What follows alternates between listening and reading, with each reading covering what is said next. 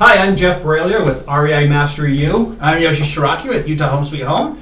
And I am, Go ahead. No? okay, I'm Jona Gamboa. I'm a real estate agent, but I'm also an investor in real estate. Perfect. And we're here for Deals A to Z. Yep. It's a show Yoshi and I are doing where we're taking one deal and spending 30 to 40 minutes going into how we found the deal, how we rehabbed the deal, and how we sold the deal. From a learner perspective. And everything in between. It's not about how much money we made, it's about what we learned in the process. We've got Jona on today, who's a very experienced flipper. We're going to give him a second to kind of introduce himself and his background. Yep. But yeah, this is our first program, which is actually you and I, and now this is our first recording with Jona, and we're really excited to have him on. So thank you, Jona. Well, that's an honor for me to be on the first show. It's really special and honor to be here. That's awesome. Yeah, absolutely. So give us your background in real estate investing and your experience level. Okay, yes. So I have been in the industry for 14 years. Actually, you can tell that I have an accent. I moved from Mexico here. In 2005, I jumped in to be a real estate agent. I have a full team. There are 6 agents. I have a full staff. We close over 100 transactions in average every year, helping people to buy or sell. But for me, real estate, that side of the business just allows me to play. They give me the money to play in the industry. Yeah. And I love investing because that's the way how you can generate more capital, but also you can invest in long-term like rentals and things like that. So I love helping people to do that, and I love to do it for myself and get the lifestyle that I want. Perfect. So your day job is a real estate agent. That's correct. And you have a real estate team, and you do a lot of retail sales. That's right. So great day Very job. successfully. Super successful real estate Yeah. agent here in town in Salt Lake City. Jonah is one of the top guys in town. Yep. We're very lucky to have him, in fact. Exactly. So that's a great day job if you're also going to be in real estate investing. Yeah, it's a good fit. Yeah, it's a good fit. You're You learning can things. complement each other. Yeah, Very We're well. going to talk about that, especially with the acquisition and the sale part of flips. Being an agent and knowing the markets and knowing the MLS and knowing what buyers are wanting is a big deal. Yeah, it's really great for the experience side of things. Now, as a real estate agent, you need to also be careful because you're held by different standards. So I'm going to be honest with everyone. You don't need to be a real estate agent to be an very good investor, but if you are, you need to be careful because when you're presenting offers, when you want to buy properties from some other people, you need to be really careful, over-disclose everything, and make sure that you don't want to get over-disclose. It's better to over-disclose. And get a good attorney. And get a really good attorney. Just so you know, Jeff Bralier, he's the attorney that I call. I know it is key. It is key. Honestly, it's part of your team because you can get in trouble really quick here in this business. Yeah, and we talked about it on our first episode is whether or not real estate investors also get a license. And it's a big debate. A lot definitely want it, others definitely do not want it. But yes, if you do have an agent's license and you're also an investor, you've got a number of things to think about, and that's some things we teach about in real estate, REI Mastery U. Yeah. So, a lot of rules to play by the game correctly if you have a license. yes, Yeah, a lot absolutely. more rules to jump through. But there's some benefits too, like listing and extra income sources and stuff like that. Oh, yeah. And knowledge base. Absolutely. Perfect. You want to get started and talk about the acquisition of this property? I would love to. So, Jona, can you share with us how you found this deal, please? Yeah, actually, it's a different way for me to acquire this property. Actually, is one of my clients, he wanted to get into flips. And actually, I teach some classes, and sometimes you come to those classes, Jeff, and we teach people how to invest. There's some live mentorships, mostly in Spanish, actually. You know, I like to educate the Hispanic community a lot. I mean, any community, but I have that niche. And what it has been so interesting is he found the property, with the help of one of the agents in my team. Oh, nice. So they found this property on the MLS. So it was an MLS listed property? MLS listed, multiple listing system. They look at the property, and this client or this friend, my partner, Uriel, he has never done a flip before. He found the property, he put on the contract, and then he called me, and Coco, the agent, said, like, you know what, he doesn't have money to do this. He wants to partner up. I look at the numbers, and I was super excited to do this flip because the numbers look good. I mean, let's be honest, we get excited about the numbers, but also we saw the potential of the home and also the potential to help someone else to jump. I call it like into the swimming pool, get their feet wet. Because you know the first time that you get wet, you're scared. Yeah. And he was like, even if I don't make money, if I just learn, he was excited. But I'm like, no. We need to make money. We need to make money. So that's how we funded through the MLS. An agent in my team funded for him. We put on a contract and then we partnered up. Jeff, we use the forms to make sure that we have a joint venture. What was your relationship with him as a partner on the deal? Did you pay him a wholesale? Because the deal we just talked about, we had a partner. We kind of paid him a small wholesale fee to bring us the deal, and then he was part of the project and he learned. Okay, so basically with him, he has already like 3 rentals and they're good friends. So he's a painter and he does a lot of the work. So I said, actually I pay him, it was 35%. Okay. He bought the deal basically. So about a third of the profit? A third of the profit, but he was managing most of the project too. Oh, wow. So I went to the house and I said, you know what, we want to make these changes. Let's remove some walls and we want to talk about it in a minute. But he pretty much did a lot of the work and he was an amazing prices for the sheetrock, taping, modding. So I was like, you know what, let's just do it like that. He was more than happy, but I was happy that he made money too. He was super. So he learned, he did the work, he brought you the product, and then it only cost you about a third of the profit. A third of the profit. Actually, That's to a be great honest, deal. at the end, actually, I gave him 40%. A little bit more. A little bit more because, you know what, he did more and he was great to work with. And I'm like, you know what, here it is, a little bit more money. I was happy. I didn't get as involved It's not as about I the thought. numbers. Did we not say that before? It's never about the numbers. It's about the relationship. The relationship. And I was like, you know what, and he was like, oh, you don't need to do that. He told me, even if I wouldn't make any money, all that I learned, it was awesome, but I'm like, no, I wanted to make money. It's okay. It's 40, 60. Let's keep doing this. Let's keep doing it. Yeah, exactly. We'll come back to you again. Go nickel and dime, build the relationships, under promise, over deliver. That's right. You know what I love about that story for the listeners is he put it under contract and had no money. Coco called you and said, he's got under contract, he's got no money. That is so big for a lot of new investors that don't have money. They're never going to submit an offer because they're like, I don't have any money. But if the deal is good and you saw it was good, the money comes. Yeah, that's what I tell people. If the numbers make sense, you will find the funds. Yep. If not, call me. So what I'm saying is, if the numbers make sense, just find the deal. The money is there. The money is still there. So it's just a matter of telling people, like, here's the money, you want to take it or not. And there are people with a lot of resources. Yeah. So what about the numbers on this project attracted you?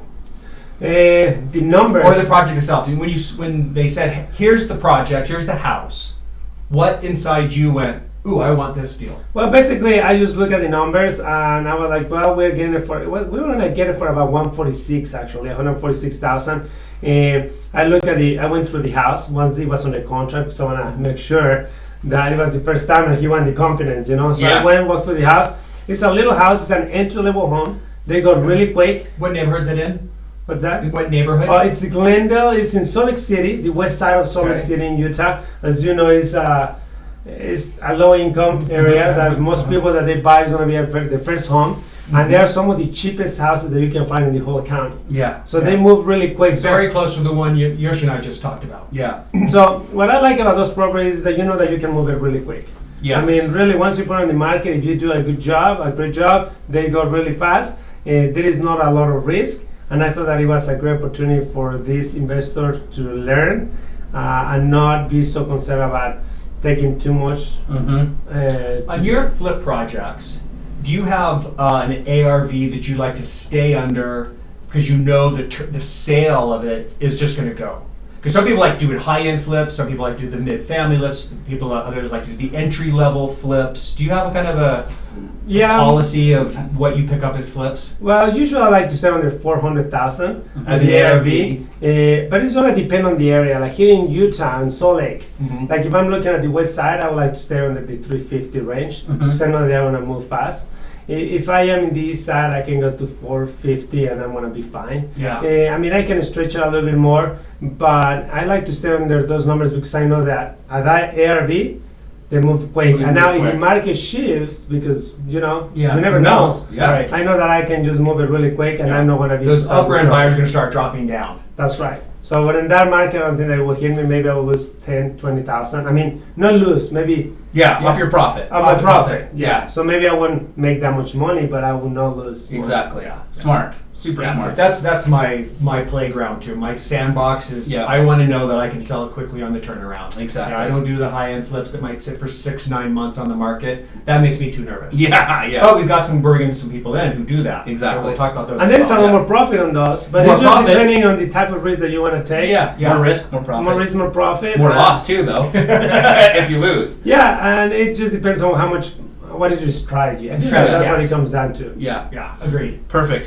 So, Jona, can you share with us how you financed this deal? Yeah, actually, it was great because actually one of my agents, actually Coco, the agent, Yeah. she had money in the 401k. Oh, nice. Like the 401k, and she was like, you know what? I want to get some money out of this deal. I'm like, you know what? So you want to lend us the money? She lent us the money. It was a hard money loan, and she was the one that financed it. Wow, fantastic. So she financed the 100% of the deal, and I mean the Acquisition? the acquisition Price. of the price, and it was great. Great. So really not a lot of money out of pocket besides the repairs. And then who financed the repairs? I did. Okay. I did, and it was like 35,000 or something like that. Yeah. I did most of them. Yeah. That's fantastic. I saw Coco posting that check on Yeah, Facebook. she put it on Facebook and she was like, here it is. Yeah. I mean, Money working for money. and the cool thing, yeah, it's just money working for money. But the cool thing is that there's different parties here, Yeah. and we all make money. Exactly. And what I tell That's right. investors, you should not be that concerned. Like, I want to pay money. I don't want to pay money. If you want to make money, who cares? Yeah. Yeah. Everybody can win. There's Yeah. enough for everyone. Absolutely. Yeah. There's a beautiful power team right there. Yeah. Yeah. Actually, I'm lucky for Coco, Riel. I mean, like you said before, relationships. Relationships. I mean, we're in a business of relationships. Don't forget that what is going to bring the most value to your life, financially or outside of, like socially, is going to be relationships. Absolutely. Perfect. So, in regards to acquiring this property, what was the biggest lesson that you learned just as far as acquiring, just the purchase of it?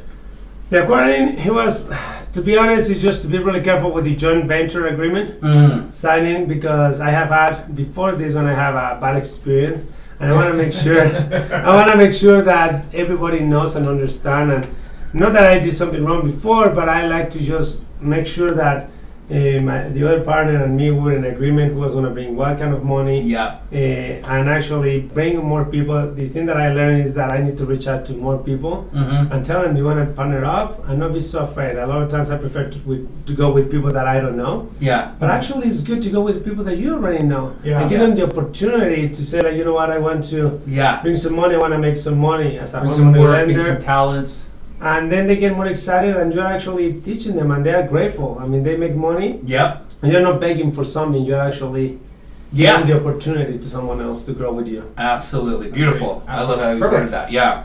Great. All right. Well, it's always interesting to hear the most expensive improvement that is done in any renovation. So, can you share with us the most costly improvement on this property? Yes, that was plumbing. Plumbing. And you're shaking your head. Yeah, I'm shaking because Was it a surprise? here is the thing. This is something interesting, and this is going to be a great topic. So I bought this property on MLS, but that has other investors were the owners of this house. So I bought it for 140. I mean, I put it on the contract for 146. Well, they put it on the contract for 146. I took the contractors and we're like 140. Yeah. So, but it's interesting because they bought it a year before, 12 months before. Uh-huh.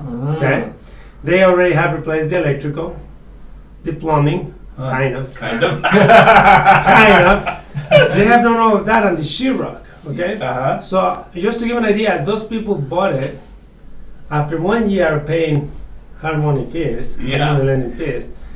I bought it for the same price that they bought it, so they lost money. So you need to be careful with what you're doing, you know. Yeah. So that was I something know a interesting. lot of investors who pick up deals for newbie investors who Yeah. can't finish the project. And something that I would say, if you're a new investor, try to partner up with someone Yeah. else. Yeah. Because you want to learn a Bring lot in more, experience. bring some experience, and I mean, yeah, just be careful with that. But plumbing, and that one, I took a plumber, and he saw what the other people do, and he like, yeah, it looks good. And later on, when they start checking everything really well, and they start removing some things, there were a lot of pipes that they were not connected. Oh. So they have to tear some things down, and they have to reconnect some plumbing. So it was more, and electrical also ended up being a little bit more, because even though they replaced the electrical, they didn't do as well of a job as they should have supposed to do. Got it. The previous investors or the people that they hired before. Talk a little Right. bit about that.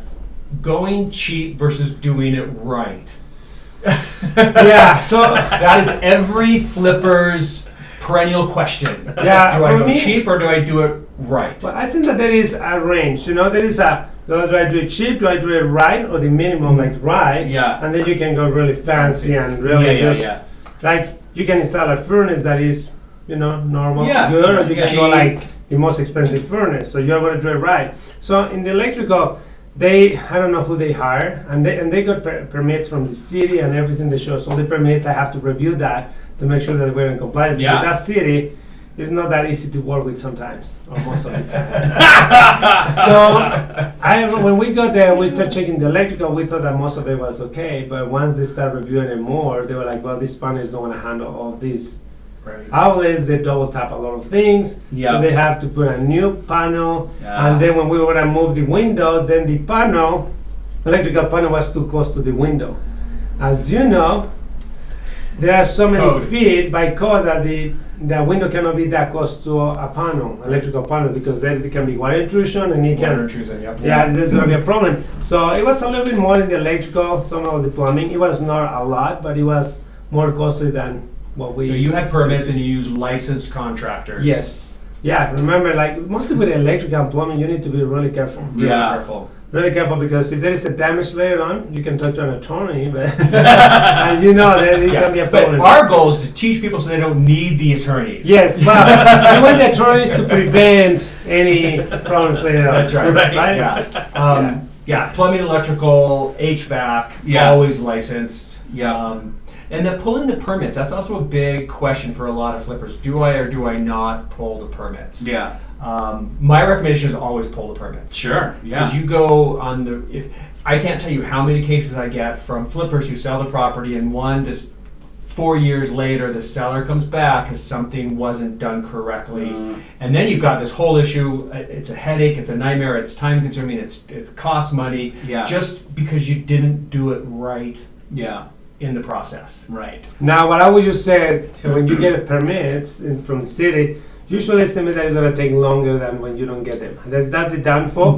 But you need to put it on your numbers at the beginning of the project. I usually put a couple months more, because I know that it's going to take 1 to 2 months. I mean, depending on the city. Because this one, they have to go like 5 times. They have to go back, and then sometimes they send different inspectors, and then a new inspector goes and say like, oh, by the way, you need to do this, and you're like, can you? The last inspector didn't tell me I had to do it. And then you call the contractor, and then they take another 2-3 days to go back, and it just depends. You know? That's right. But you'll sleep easier after you've sold the house. That's right. Exactly. That's right. Yeah, peace of mind. Peace of mind is worth the extra month or 2 of hard money costs to me. Then absolutely. Absolutely. Very cool. Awesome, Jona. Did you do anything special to this house? And if you did you mind sharing why? Yeah. So this is a really small house. I believe it is about 900 square feet. So this is a small house, 2 bedrooms, 1 bathroom. And it has a kitchen that we actually removed part of the wall to the dining room area. So to make it a little bit more open floor plan. But it had a pantry that it was actually a little bit bigger, for this type of home, and the laundry room was big next to the kitchen. So I just look at that, and I was like, you know what, if we remove this wall, it was not a bearing wall, and we push it for like 3 feet in, the laundry room is going to be smaller, but who cares? The laundry room, who cares? Exactly. So what I do is I look at it from the buyer's perspective. Do they care more about having a bigger kitchen or a bigger laundry room? You know, it's going to be a bigger kitchen. And then the walk-in closet, instead of being like a walk-in closet for the pantry kind of thing, it was just, you just open and you just have shelves. If we reduce it, so I'm like, a pantry, they don't need to step into the pantry. So it was space. 3 feet that we gained. And that made a huge difference on that kitchen. I mean, when you are talking about small houses, you need to optimize the space. And for me, if I can open up the floor plan, the area of the kitchen, the dining room area, living room area, is one of the most efficient to increase the value of a home. I agree. Because the end buyers are looking for nice big open spaces and kitchens. That's what is trending right now. So I agree. And a lot of people get scared about taking down a wall, right? There are some very easy ways to determine whether a wall is load bearing, and you can look at the roofs, and with experience you can be taught how to find just yourselves, or you can just bring in an engineer. That would be the best thing. Yes. That's what I do. You up to the attic. I've taken down some walls without an engineer because I know from the framework what is and is not. But the demo on the wall, how much does it cost to knock down a wall? Oh, very minimal. A couple hundred bucks. $300 or so. Little patchwork, little plaster, some drywall, boom, done. But now what do you have?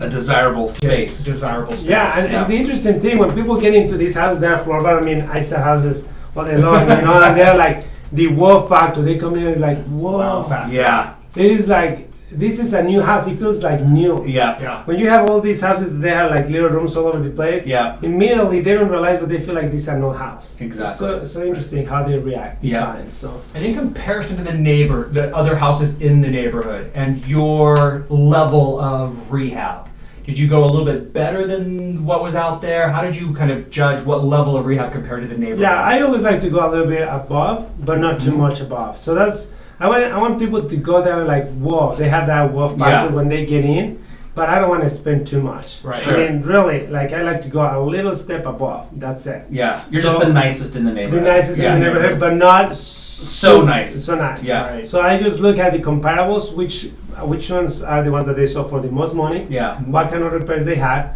I like to do that or a little bit better. And sometimes it's not just a little bit better, but just seriously just opening up the floor plan Yeah. a little bit. Yeah. That's, in my opinion, that goes way farther than And spending that a due little bit more diligence you do something on else. every flip. Yeah. Yes, every neighborhood is different. Yeah. Every price range is different. Just because you made money on one deal in one neighborhood does not mean you can do the same thing in another neighborhood. That's really important. You need to analyze the Yeah. properties, the comparables in the area. Yeah. Because there was a yard and I didn't do anything to the yard. I mean, well, we spent maybe $100 just cleaning it up. Sure. I said $200. But that was the norm of the neighborhood. That was the norm of the neighborhood. Nobody's gonna pay me $5,000 to put Yeah. sprinklers or anything because it's an entry-level home, and it will not support that. Now, if I would be selling one for $500,000, Put in a it's sprinkler different- system. put a sprinkler system or just put some. Yeah. Did you put in salt. air conditioning unit or swamp cooler? Actually, a great question. So I actually ended up putting a central AC. Okay. It cost me $2,000. Generally And I pretty was cheap. like, Yeah. really cheap. I have someone that does that for $2,000. The furnace was new enough that we Yeah. didn't have to replace it. Is it- So I was $2,000 in the perception of the people. They're like, you got I have central AC. AC, $2,000. I know that I'm gonna recover that. Yeah. So Perfect. if I don't make more money, at least I will recover the investment. Exactly. And you Yeah. just made it more desirable relative to the other houses. Which means a faster sale. Yeah. Yeah. So actually, I end up making more money. But if you want to spend $10,000 in an AC, then Yeah. you need to look at the other numbers. Right. Perfect. So what would you say was the biggest lesson you learned in this renovation project? That's a great question. So actually, on this one, like I told you, my partner was taking care of a lot of the work. Yeah. So the floor was kind of, well, it was uneven. So it was, you could see that there was, it was not how it's supposed to be. And I let him to make some decisions Yeah. because I want him to learn. Got it. So I should have checked out the floor and had that conversation. So when he bought the floor, I mean, it's laminated floor. Mm-hmm. For this type of home, it's just standard. I mean, it's Sure. nice. Yeah. So when I went to the house, I felt, and you can, when you were walking to the house, you can feel that it was uneven. Sure. So it was already done. I'm like, well, let's just go and put it for sale. Yeah. What I learned is next time we need to make sure that if it is going to cost me $800 to talk to them before, I said, let's just make sure that we work on the soft floor, Yeah. Make it level. make Right. it level, because if it's going to cost you $800, it's better to do that because when we're selling it, Yeah. we got that feedback. Well, what are you concerned about the foundation? And Yeah. sometimes people do not understand that sometimes it's just the soft It's floor, normal. Right. or it's normal for a house that's built in 1910. Yeah. Yeah. I mean, we're not gonna make it all like perfect, but we Yeah. could have taken care of some of the work. Honestly, Yeah. my lesson was like, you know what? Next time we need to make sure that that is done. Level, because Yeah. it just Level. scares buyers. Most of these buyers are first-time home buyers. Yeah. And when you are walking and it's uneven, it's like it's one of the scariest things thinking that the foundation Yeah. has Yeah. a problem. Yeah, Exactly. we've talked about that a lot. That foundation scares a lot of people, even though Yeah. it's generally not a big problem. Yeah. And it's usually an easy fix. And so your lesson was level the floors to avoid buyers getting scared. Yeah, and have that conversation with my partner from the beginning and say, because if they would have asked me if I would have gone more involved, I would say, no, we need Yeah. to fix it before. But once I went, I was like, oh, we didn't fix this. Yeah. And it was just a lesson, you know, like make sure that we are clear with those things. Right. And I learned that, and just a lesson for everyone, just make sure that invest $800 is not that much. Exactly. And really, you can sell it for a lot more if you fix it. Right. Because then you go under contract quicker. Maybe they don't back out. Or What- you have multiple offers. You have Yeah. multiple offers. Yep. Exactly. Okay. Perfect. What was the market like then during this time that you were, now you finished it, you're putting it on the market. What was the market like? Was it a hot market? Well, we have been experiencing a hot market here, and at that price point, it has been pretty hot. I mean, I remember that it didn't go as fast as I expected. Mm-hmm. I was expected to go like the first weekend because we advertised it like 1 week prior to the sale. Mm-hmm. We didn't have multiple offers. And it was because of the reason of the floor. Ah. To be honest, I think that we could have sold it like for $4,000 or $5,000 more if we would have fixed that before. But you just learn. Yeah. You just learn, take that experience. But within a couple of weeks, we have a really good offer. We sold it for about $237,000. What did you list at? We listed it at Number? it was 229, 230. Actually, they asked for closing costs, but they add the closing costs on top of the Okay, price. so it was listed for 230, sold for 237, and kicked back the 7,000 for closing costs. She was costs. kind of high, but it's okay. Well, we got all that we were asking for. Yeah, that's great. Yeah. Perfect. How did you, it sounds like it was on the MLS. Outside of the MLS, how did you market? What was your strategy for marketing it? Well, for us as a real estate agent, we do a lot of things. We have radio shows. We start advertising it. Say like this house is already hitting the market. We go door knocking around the area, letting the neighbors know. We have a mega open house the first weekend. So on Thursday, we go door knocking around the area, the agents of the team. Yep. Let everybody know. And the reason why we do that is because we want to get more traction to the house. Mm-hmm. And when serious buyers are looking at the house, they don't know if the other person is a serious buyer or not. Yeah. Right. And in their mindset is like, I have competition. There are a lot of people interested in this house. If I want it, I need to put a good offer. Yeah. Or a great offer. Yeah. So we door knock around the area. We cold call on Friday, the day before the open house, around the area, the agents and the team. We do that for all the listings. Yep. And they call, inviting them to come to the open house. We do it through social media, Instagram, Facebook. In this case, actually, we show how it was before and how it was the house. And some people get super excited about it. Yeah. We told them all the things that they were done because new electrical, new plumbing. I mean, a lot of people are scared with old houses about that. So, we do all that type of marketing. Little legal note on, I get that question a lot. When I market a house, do I show the before and after? Yeah. Because it shows such a dramatic improvement. It gets people really excited. Be careful with the before pictures. Yeah. Because sometimes before pictures can reveal certain problems with the house that maybe you didn't take care of, and now you just made public something that your final buyers can come back and say, yes, if you take a picture of a basement and there's water stains on the drywall and you show that as a before picture, you just told your final buyers that there was water damage in the basement. And if you don't then disclose that, they now have evidence that you know about it. So, you need to be careful with that because sometimes it's not that you're hiding something, but sometimes you're like, well, it may not be intentional. I have people and they just shipwreck all this and they didn't realize that. But you need to be careful with that. That's a good point. Yeah. Perfect. So. And that's so true because a lot of times, in this case, it sounds like your friend handled the project renovation. There's probably a lot that you didn't know. That's the case with me. Yeah, I show up to the house. Investors don't actually ever see. Our contractors just know how to take care of things that we pay them for. And once you get into this where you're doing it over and over, they don't even need to call you because they know what I'm going to say. So sometimes I never even find out about some of the hiccups because they just do it. They just fix it. Yeah. So interesting. So you should always provide seller's disclosures, even on flips that you've never lived in. Still provide the seller's disclosures. Have conversations with your contractors, people who do the work. Just make sure you're disclosing. And if you don't know something, you can write in, I don't know. Yeah. And what that does is it forces the buyers now to investigate that. You shift the burden, that's the legal terminology. Yeah. It's no longer your responsibility to disclose it. You shifted the burden to the buyer to investigate it or have it inspected. I like that. I'm going to start doing that. Actually. Yeah. Well, usually sometimes I do not have enough information to provide every detail. I flip it, but that's important to know. Right. Seller does not know, buyer to verify. Yeah. Stick that in. Or call my attorney. Because then you're putting it on them to determine, and you're now free. Yeah. That's good. Good advice. Great advice. No kidding. Seriously, this phenomenal legal advice that you just gave away for free. That's For free. great. Yeah. Hey, happy to give it away. Awesome. So, Jona, can you go over the numbers now, working backwards from your sell price minus closing costs?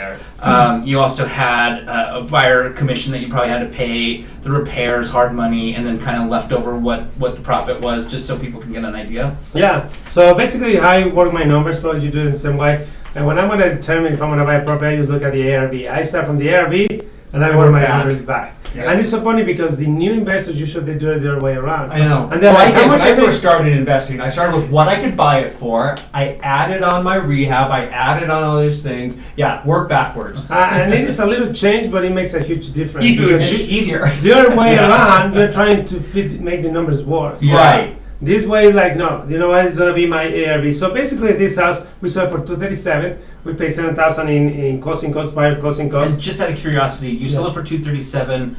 Did the market, you talked about this being a hot market, was that your original ARV when you bought it, or did the market go up to $237? Actually, no, I thought that my ARV was $230. Okay, $230. yeah. So I put it for sale for $230. Yeah. Yeah, I went $230, and it was $230 when we put it for sale. So it was It was exactly good. there. It was Yeah, good. that's great. So You know what you're doing. I Yeah. seem like I know Imagine what I'm that. doing. But that's something that is really important for everyone. You need to. I will just advise that if you want to be flipping houses, you need to get to know the neighborhood really well. Yeah. And like here in Salt Lake, in Utah, for example, Salt Lake, if you're on the east side, there are some streets that the prices change. Yeah. One block away. State Street, 700 East, 1300 East. I mean, you need to know the market because you cannot just go 1 mile around in some areas. Yeah. So it was 230 when we listed it for. We got the 230 Yeah. net. I mean 237 minus Yeah, 7,000 in buyer closing fantastic. costs.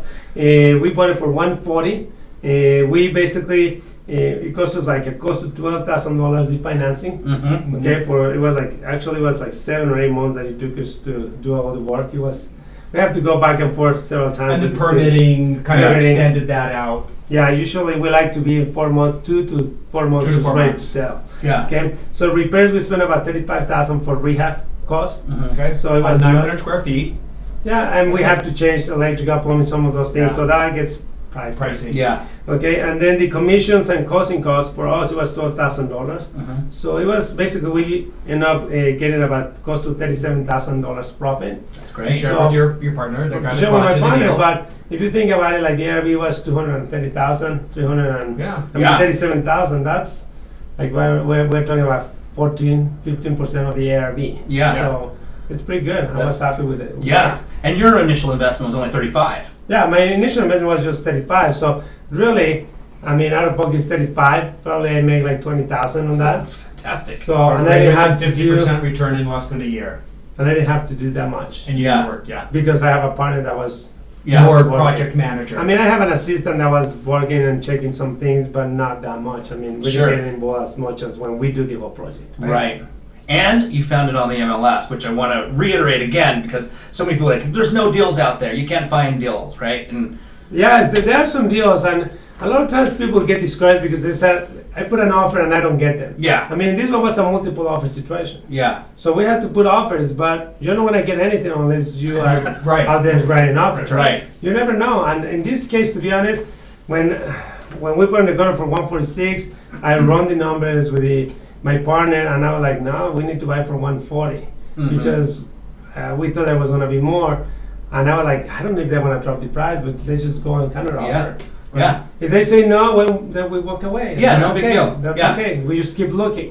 But don't and, get and this. learn to walk away. Yeah, and Don't try and make it work. If I it's not think- working, it's not working. I think that lesson is where you want to save the most money in this business.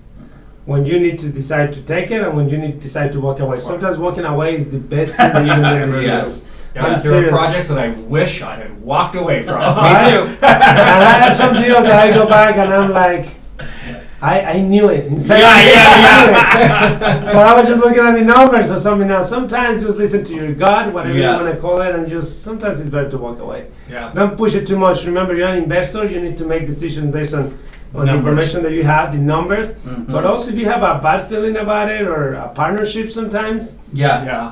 just It's amazing how our guts are pretty accurate. Yeah, I agree. I yeah, agree. yeah. So I would just say, just make sure that you listen to that. Wonderful. Jona, last question. Thank you for sharing all of this great stuff. Yeah. What was the biggest lesson you learned in the sale after everything was done? Now you've got it on the market. What was the biggest lesson you learned on the sale of the property?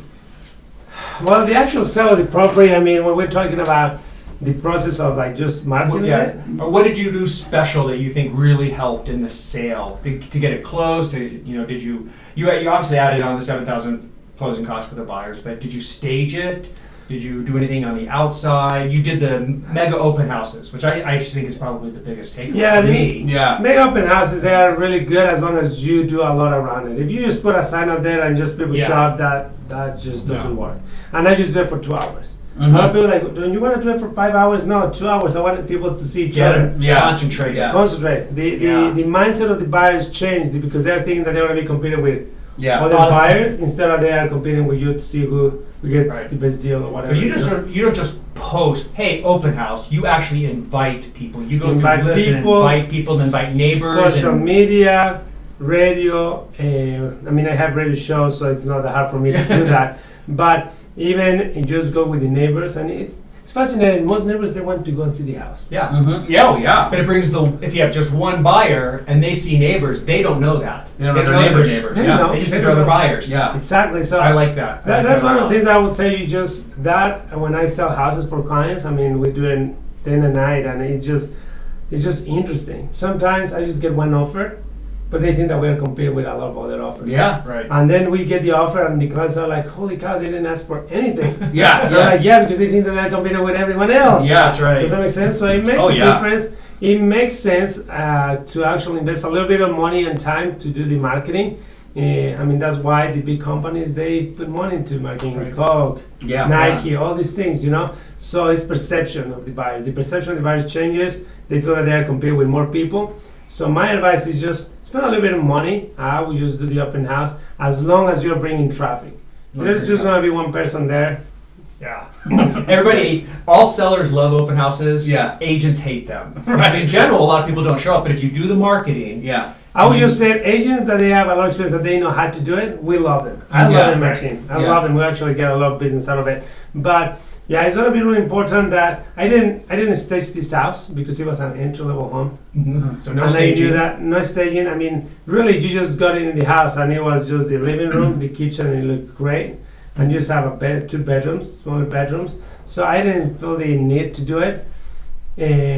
Even though sometimes we do that if we're concerned that people are not going to be able to see this space. Mm-hmm. But on this one, I just went for it, and it just went really quick, so we're like, it's okay. But sometimes I do stage houses, though, even if there's more houses. It just depends on the house. Perfect.